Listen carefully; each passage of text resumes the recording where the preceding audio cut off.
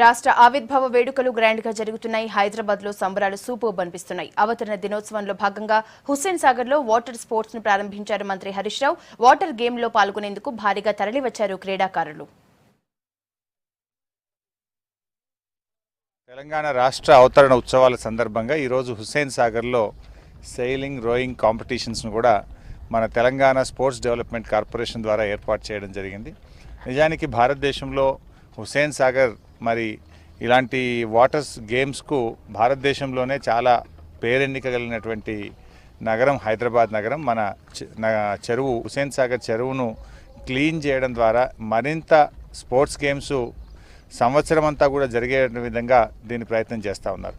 So భవిష్యత్తులో తెలంగాణ రాష్ట్రంలో హుస్సేన్ సాగరే కాకుండా మిగతా జిల్లా కేంద్రాల్లో కూడా ఎక్కడెక్కడైతే మనకు మేజర్ ఇరిగేషన్ ప్రాజెక్ట్స్ ఉన్నాయో, ఎక్కడైతే మిషన్ కాకతీయ కార్యక్రమంలో పెద్ద చెరువులను మనం ఇంప్రూవ్ చేస్తూ ఉన్నామో, ఈ స్పోర్ట్స్ను రాష్ట్రం అంతా కూడా జరిగే విధంగా ఇంప్రూవ్ చేయాలనే ఆలోచనలో ప్రభుత్వం ఉంది.